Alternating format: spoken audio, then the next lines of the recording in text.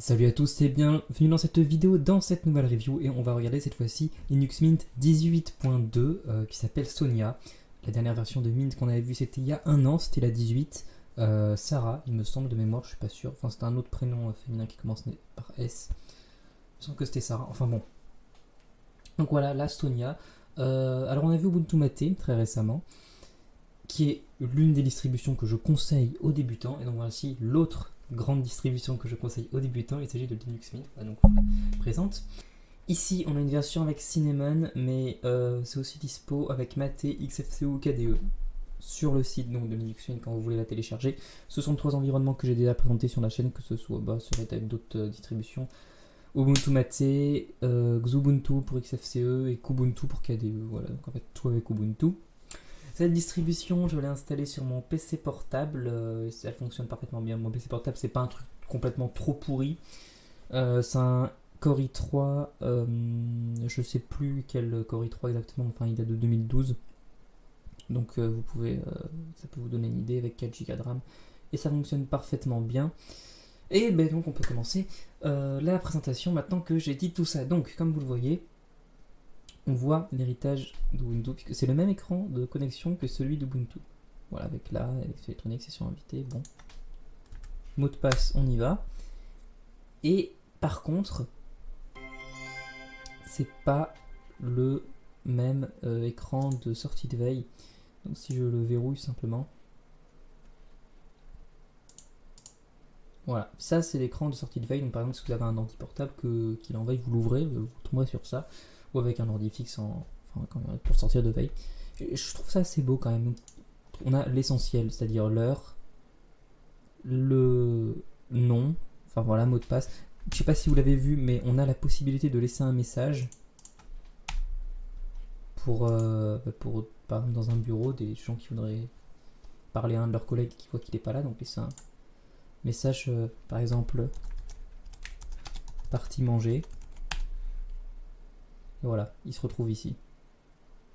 Donc voilà, c'est assez sympathique. Cette fonctionnalité, elle n'est pas dans toutes les distributions, pas avec tous les environnements. Enfin bon, donc on va commencer. Alors 609 mégas de RAM à vide, mais alors je suis pas vraiment sûr que ce soit ça parce que je trouve ça un petit peu haut et je suis pas sûr qu'en fait c'était vraiment à vide quand j'ai fait la mesure. On va la refaire, HTOP, et on a du 579. Voilà, donc c'est un petit peu en dessous et c'est plutôt par là hein, à vide. Autre info à dire, donc on est sur Cinnamon 3.4.3 et on a un kernel 4.8.0-53.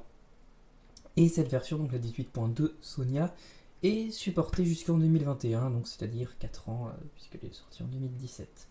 Alors, au niveau maintenant de la distribution en elle-même, on va vraiment rentrer dans le vif du sujet, on a un écran d'accueil, un welcome screen, c'est le même que la dernière fois, le même que sur la version 18. Donc des liens vers nouveautés, documents, forum, salle de discussion, ça c'est des liens vers internet. Hein. Appli, donc c'est vers la boutique Software Center, qui est toujours la même, toujours aussi bien. Ça pour driver. Ah. Ça peut être utile hein, si vous voulez avoir les drivers à jour, bien sûr.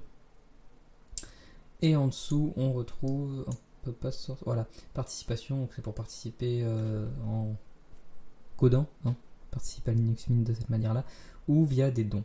On peut bien sûr désactiver l'affichage de cette fenêtre au démarrage, ou le laisser comme on souhaite. Voilà, donc gestionnaire de pilote, assez simple, pour les débutants, vraiment facile. On clique, appliquer les changements, c'est parfait.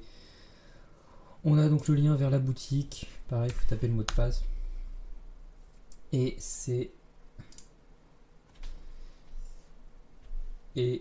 on va donc attendre que ça charge, voilà, la même, avec des catégories, avec des gros boutons. Donc, et puis il y a une fonctionnalité de recherche assez bien fournie. Vraiment, il n'y a aucun problème sur ça. Une très bonne Logitech. Un grand changement, l'un des plus gros changements pour cette version 18.2, c'est l'arrangement des icônes sur le bureau est indépendant de celui de l'explorateur de fichiers. C'est-à-dire qu'avant, quand on voulait changer la taille des icônes sur le bureau, ça changeait aussi celle de l'intérieur de l'explorateur de fichiers. ce n'est plus le cas. Et même maintenant, on peut les organiser différemment, c'est-à-dire que... alors, où est-ce que c'est? Voilà, c'est dans bureau. Pourquoi je cherchais bureau et... voilà, on peut même la ranger horizontalement si on veut, c'est-à-dire qu'ils vont comme ça. Ou verticalement, c'est-à-dire traditionnel. Hein. Enfin bon, voilà. Ce qu'on a ensuite... un truc what the fuck, les bruitages. Alors, je peux pas vous montrer sur ce PC, parce que... Enfin, sur la machine virtuelle, je sais pas, ça fonctionne pas. Quand je veux passer d'un espace de travail à l'autre, ça ne me fait pas le bruit. Et pareil pour monter le son et baisser le son avec les touches du clavier. Ça, je peux pas le faire. En fait, si je le fais sur mon clavier, ça monte et baisse le son du vrai PC, du PC hot, pas de la machine virtuelle.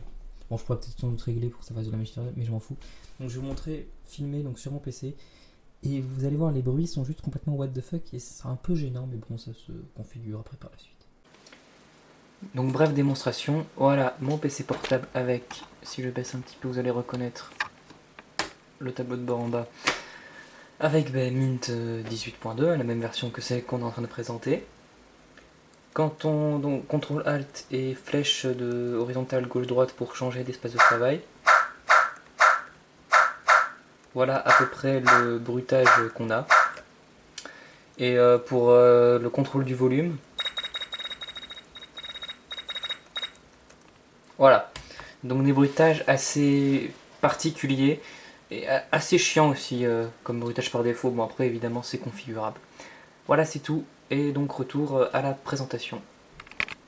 Voilà, donc on reprend maintenant l'affichage. Alors a très peu changé, on garde la même configuration classique, c'est-à-dire menu, lancement d'application, bouton pour le bureau.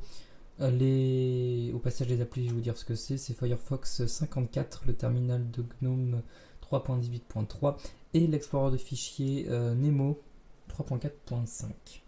Les applications ouvertes et les indications, des boutons sur le côté, donc voilà, c'est vraiment très classique. On a 4 espaces de travail par défaut qui sont accessibles pas avec la souris par défaut, seulement avec en se déplaçant avec les flèches CTRL ALT et les flèches horizontales. Mais c'est modifié avec des coins intelligents. Donc il suffit d'aller faire un petit tour dans les paramètres, puis dans coins intelligents. Et voilà, là on a les espaces de travail au survol de la souris et voilà. Pareil de l'autre côté, on va mettre afficher toutes les fenêtres.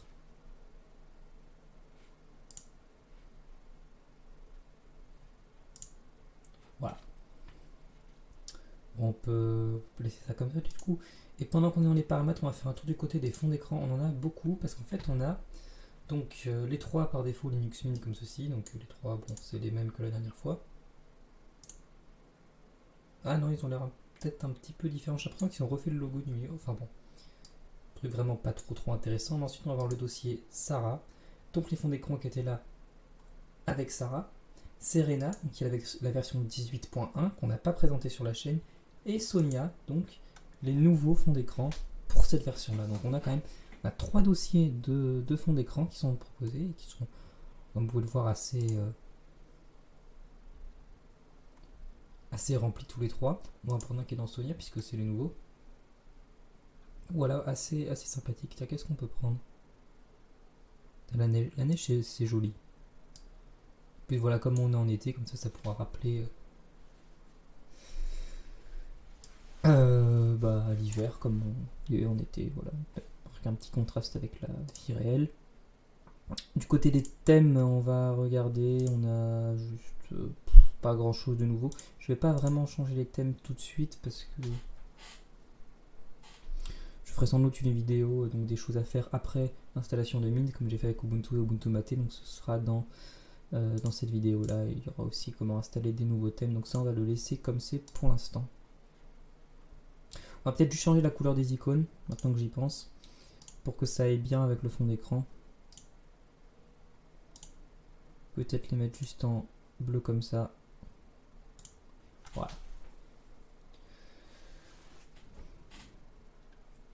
Bon, donc on va continuer le tour de la distribution au niveau des applications installées.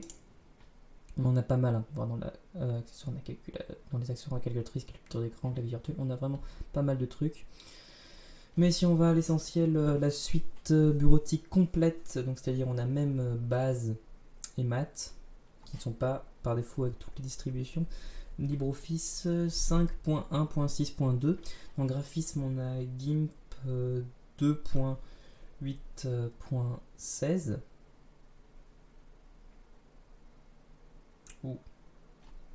Notification de mon vrai système, pas de système hôte, pas de Linux Mint.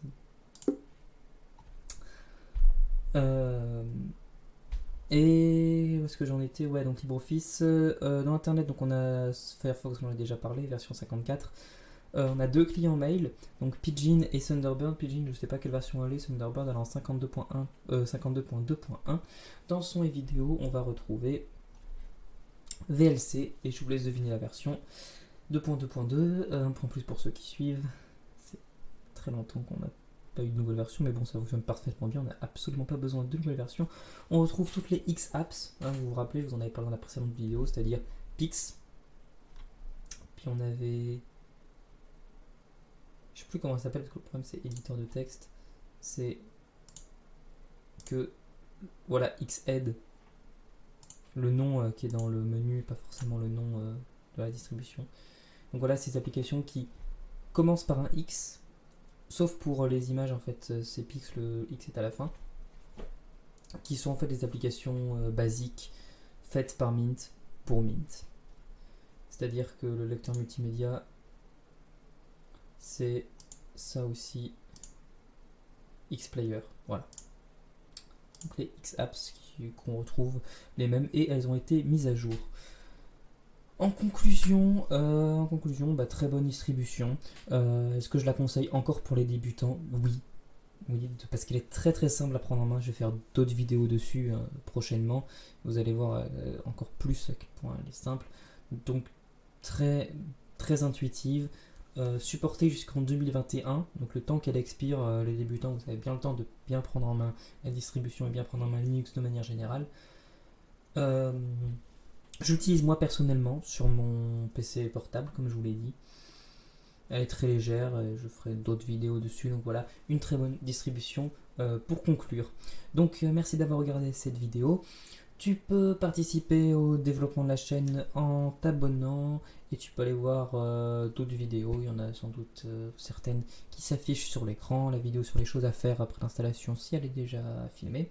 Et en attendant, je vais dire salut à toi, salut à tous, et à la prochaine.